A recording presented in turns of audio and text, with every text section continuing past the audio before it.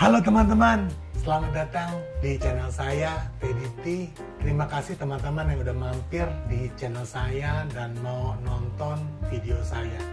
Terima kasih banget karena tanpa teman-teman semua, saya nggak akan bisa sampai sekarang ini. Teman-teman, sekali lagi terima kasih. Nah, saat ini saya akan memberikan kriteria untuk mencari atau memilih kamera street photography, teman-teman. Jadi ini kriteria ini menurut saya punya selera ya teman-teman. Jadi selera saya mungkin sama selera teman-teman berbeda teman-teman. Jadi teman-teman perlu untuk memilih sendiri, mencoba sendiri kamera-kamera yang menurut teman-teman suka. Jadi saya akan memberikan kriteria ini lebih luas ya teman-teman, nggak spesifik berdasarkan merek atau berdasarkan namanya teman-teman. Jadi kriteria ini yang menurut saya dalam memilih kamera street photography itu menjadi suatu patokan. Oke, langsung.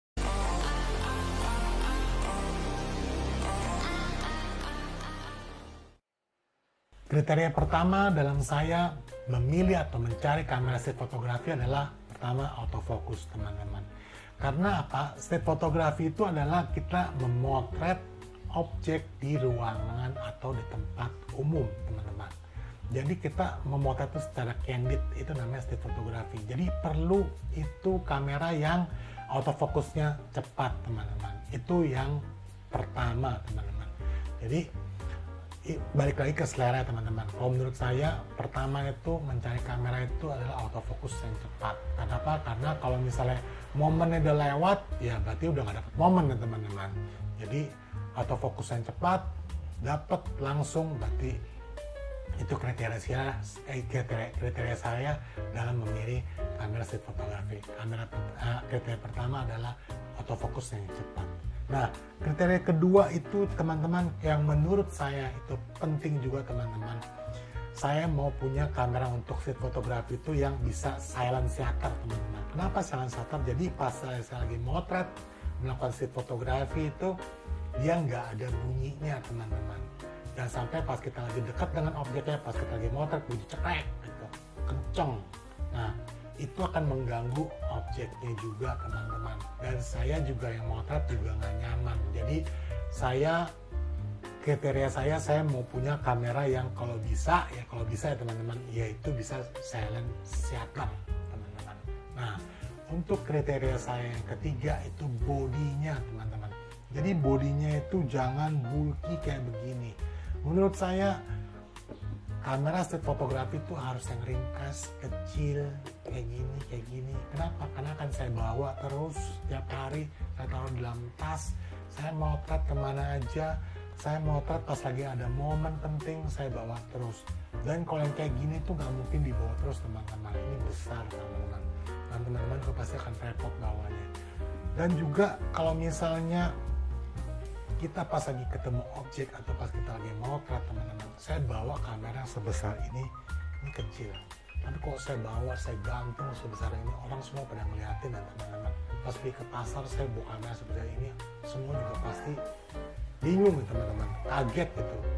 Ini ada wartawan apa gitu kan. Tapi kalau saya bawanya kamera kayak gini kan, bisa aja kalau dibilang, wah ini pelajar lagi motret, ini kan lagi belajar motret. Padahal mukanya udah tua ya teman-teman. Nah, kriteria saya juga yang berikutnya adalah LCD yang bisa di flip teman-teman. Nah, LCD yang flip ini bisa membantu kita motret dari low angle atau high angle, itu enak banget teman-teman. Jadi kalau teman-teman kalau bisa punya kamera untuk street photography yang LCD-nya bisa di flip gitu. Jadi ini akan membantu banget kita dalam melakukan street photography teman-teman. Nah, untuk kriteria saya berikutnya yang saya suka adalah punya viewfinder. Viewfinder itu membantu kita dalam melakukan street photography teman-teman. Jadi pada saat untuk kita akan motret siang hari, pasti kan nanti LCD itu akan bantu silok teman-teman. Dengan adanya viewfinder, electronic viewfinder, kita akan bisa melihat, wah nih kira-kira tepatnya mimiknya, tepatnya ekspresinya, momen angle-nya pas nggak gitu. Jadi viewfinder menurut saya itu penting banget dalam melakukan street fotografi. Kenapa? Karena street fotografi itu selalu di luar ya teman-teman, kebanyakan di luar, jarang tuh di dalam studio. Kalau di dalam studio namanya bukan street fotografi, foto model teman-teman.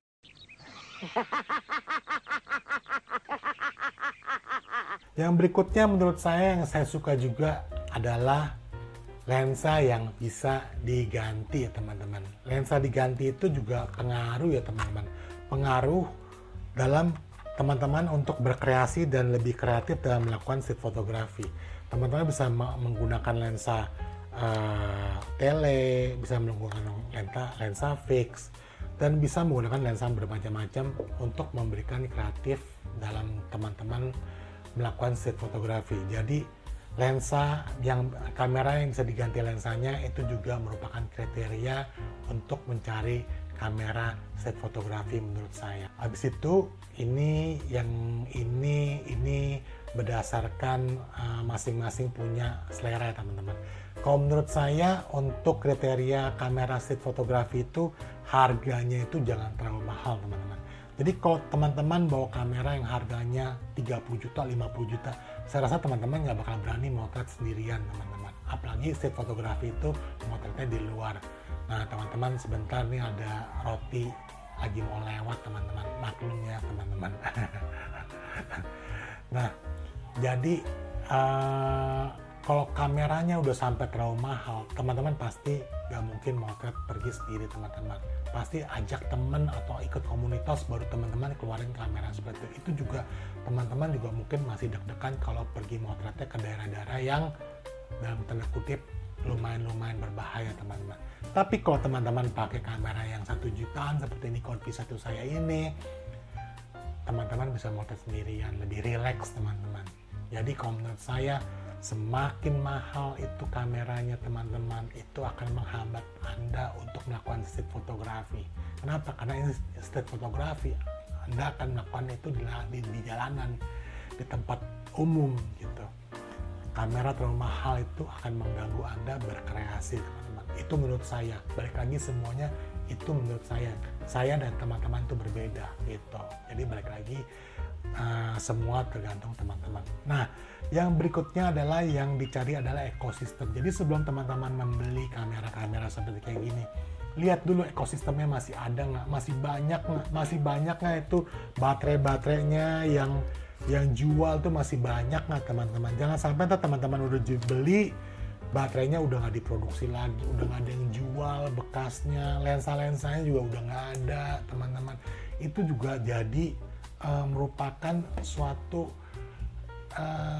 titik penting juga pas teman-teman membeli kamera untuk street fotografi. Nah, untuk tips saya yang terakhir untuk teman-teman yang mencari kamera-kamera street fotografi untuk budget yang minim, yang untuk budget pelajar 2 juta, di bawah 2 juta, 2 juta lebih, teman-teman harus tahu bahwa kamera-kamera itu pasti ada kelebihan dan kekurangannya teman-teman. Selama teman-teman bisa memaklumi kekurangannya atau lebih mementingkan kelebihannya, itu akan jadi kamera yang maut ya teman-teman.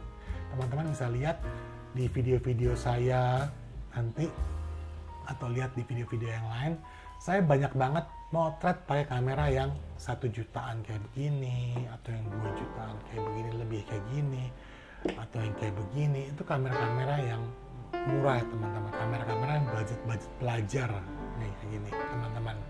Ini kamera-kamera yang 2 jutaan lebih semua teman-teman. Ada yang kayak kamera ini di bawah 2 juta. Ada saya juga ada motret pakai pocket juga ada juga teman-teman. Jadi semua kamera-kamera itu ada kekurangannya teman-teman. Nggak ada yang sempurna teman-teman. Jadi kamera yang sempurna itu adalah kamera yang di tangan teman-teman. Kenapa gitu? Karena itu kamera punya teman-teman gitu.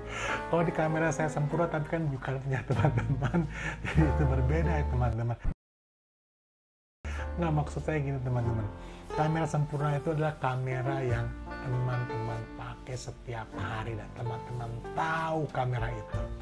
Jadi kamera itu akan menjadi kamera yang sempurna karena teman-teman tahu kelemahannya dan teman-teman gunakan setiap hari dan teman-teman tahu kelebihan kamera itu. Nah, teman-teman, Sekian saja tips dari saya dalam memilih kamera untuk street photography. Itu merupakan kriteria saya, teman-teman. Jadi saya itu bisa salah, teman-teman. Jangan percaya dengan saya, teman-teman. Teman-teman harus coba sendiri, teman-teman juga harus tes sendiri, dan teman-teman juga harus cari tahu sendiri. Ini merupakan kriteria saya. Atau teman-teman punya kriteria lain yang megapikselnya sekian atau yang sekian, itu balik lagi ke semua teman-teman. Untuk teman-teman sukanya kamera yang harga 30 juta untuk street, itu balik lagi semua ke teman-teman semua. Jadi ini merupakan kriteria dari saya berdasarkan selera saya. Semoga kriteria saya ini, apa yang saya sampaikan ini dapat berguna buat teman-teman. Sampai berjumpa lagi di video saya yang lain. Saya nanti mungkin akan mereview kamera-kamera di depan saya ini satu-satu, tapi belum sempat ya teman-teman. Baru yang saya review itu ini teman, Sony Nex-M 3. Saya kasih linknya di atas ini. Nah teman-teman, kalau menurut teman-teman review saya ini berguna, jangan lupa teman-teman subscribe-nya, karena subscribe itu gratis teman-teman. Karena saya akan juga mereview kamera-kamera di depan saya ini, kamera-kamera budget pelajar gitu, untuk teman-teman bisa lihat lagi. Nah ini ada Pentax, Pentax MX1. Oke teman-teman, sampai jumpa di video saya yang berikutnya.